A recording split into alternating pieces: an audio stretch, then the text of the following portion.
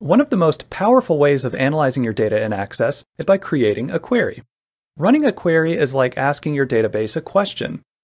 A query can retrieve data from a single table or from multiple tables, and it all depends on how complex your question is.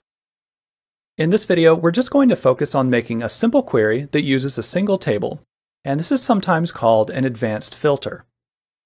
Let's suppose our bakery has an upcoming event, and I want to get a list of all of our customers who live nearby so we can send them invitations. A query is going to be able to go into the customers table and find the names and addresses of the nearby customers. To create a query, go to the Create tab, and then click the Query Design command.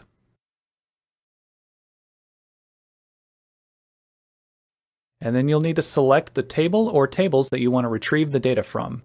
We're just using the customers table for now. Click Add, and then you can close this window. When working with queries, there are a couple of different views that we're going to use. If you click on the View drop-down arrow, then you can see that we are in Design View. When we finish the query, we're going to be viewing the results in Datasheet View, and you can use this menu to switch views whenever you want.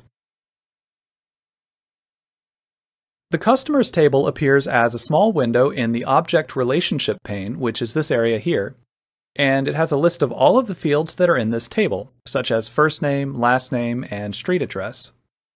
And I'm going to resize it so I can see all of the fields. What we're going to do is double-click each field that we want to include in the query. We need the customer's name and address, so we'll double-click on the first name, last name, street address, city, state, and zip code. And we're not emailing or calling them, so we don't need those fields. Each field now appears in the area below, which is called the design grid. Below the field names is the table row, which shows which table each field comes from. And this will become more important when we start dealing with multiple tables. And we're going to modify some of these blank cells to refine our query. We want the results to be sorted by last name, so in the sort row we'll click the cell under last name, and a drop-down arrow will appear. You can click it and then choose how you want it to be sorted.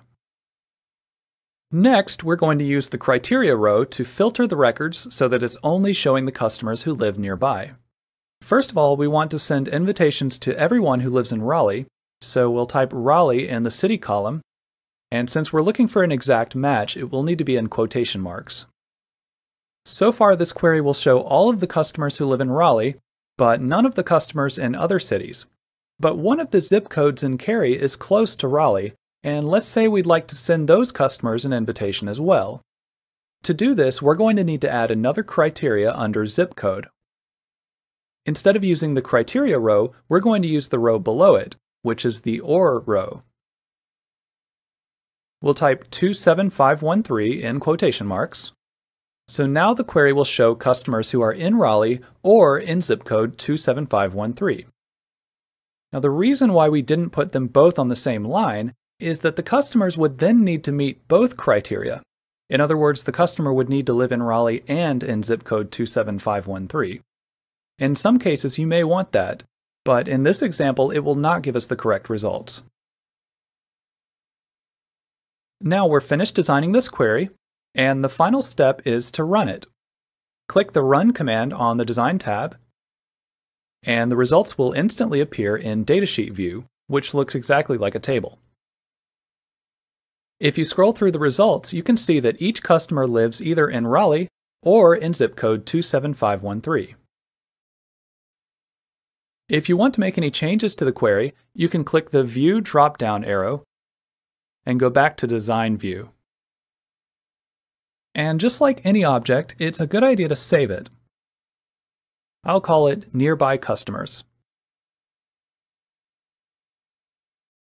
This was just a basic example, and in the next video we're going to talk about how to make a query with multiple tables. You may want to practice this one a few times before you go on to make sure that you're comfortable with the process.